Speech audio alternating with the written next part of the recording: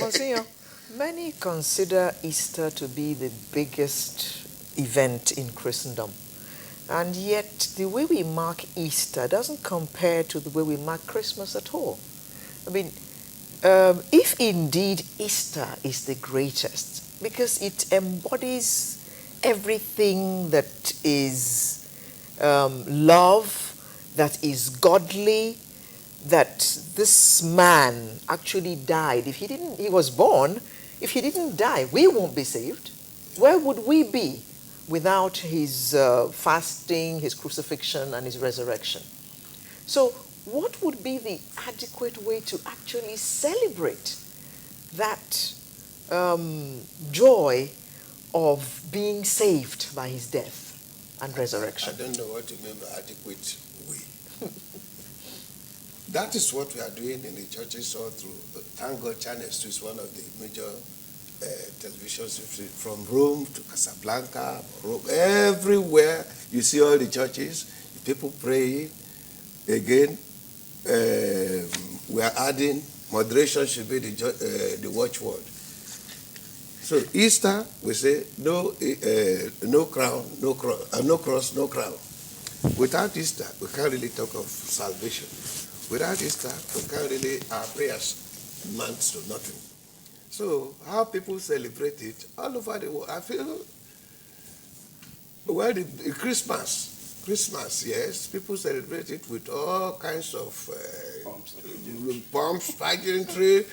Maybe in any home too, you see, when a new baby arrives, the way they celebrate it, when it's going to 50 or 60, maybe we can console ourselves and say life begins at 40. Life is this, life is that. But it's not as when a new baby has come. But that is not the issue. The issue is Christ came, Christ died, Christ will come again.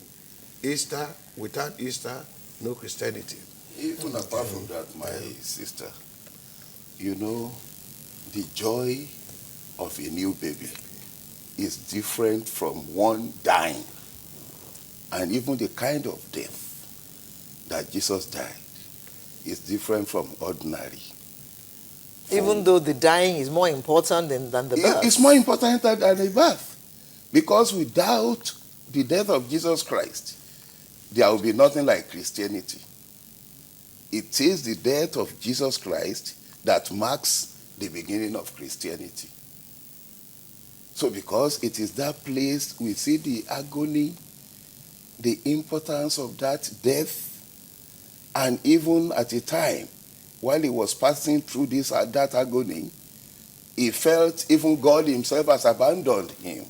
And that is why he said, my God, why have you left me alone to this thing? After that, he said, oh, I am thirsty. Then at that we say, it is finished. God was still looking, because you are the one that has accepted to do this thing for the whole of mankind. And I want to see how you are going to bear all the agonies of this thing.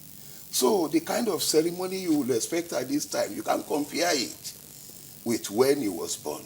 So this is the time of solemnity in the church.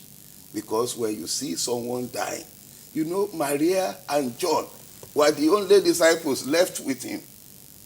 And the others have gone. They cannot stay again. They cannot bear the situation again. If we look at Peter, that was so close to him, at a certain point they say, this man is a very close associate of Jesus. No, please, I resemble that person. I am not the person. The second time, the third time. So talk less of one submitting himself to death. You cannot compare the kind of ceremony, the kinds of ups and downs. And even if you look at the celebration we have in the church, look at yesterday, 3-hour service. They will still go back around 3 p.m. all to observe all these things. But because we don't really know what we are doing, not many people will be in the church for all these ceremonies, as my brother said the other time. We pastors, we are trying our best. We are trying to teach them. But most of them will not even come to listen to these things. They will better go to somewhere where they will be jumping up and down, listening to even the teachings and the stories that even at times they are not relevant, but all about prosperity, prosperity, prosperity.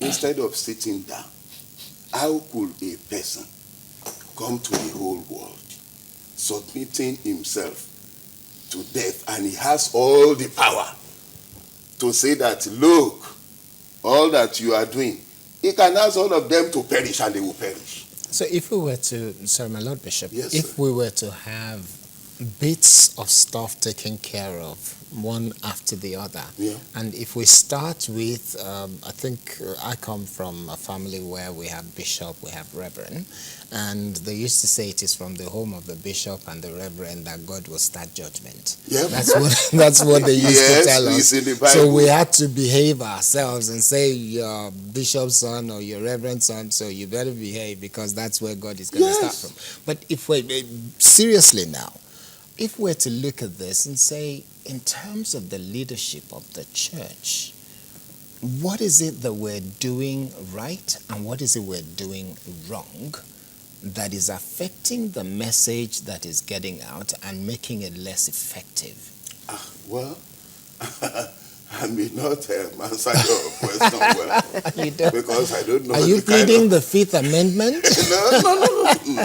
Because for me, all my children, they attend my church. You either belong to chorister, brigade, or sizemen and ladies. So I don't know of any other church leaders. But for my own children, where I go, they go with me. As I am sitting down here now, they are watching me at home.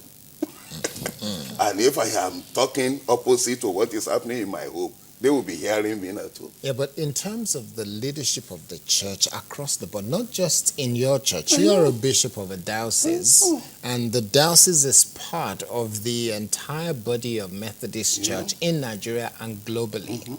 And apart from that, you have interaction with pastors in the Yes, Catholic, we in have. the Protests, in other churches. Now, in terms of the leadership of the church across the board, what is your thought? Because if we don't identify what the issues are, we probably will never be able to solve them anyway. Anyway, what I can just say about that is that the leaders of churches must try to live what they preach. Are they living it now? Well, even if they are not living, I am appealing now, because you have said I should talk in a global something. Yes. Okay. So we just have to live by what we preach. Okay. If we live by example, our children will follow us.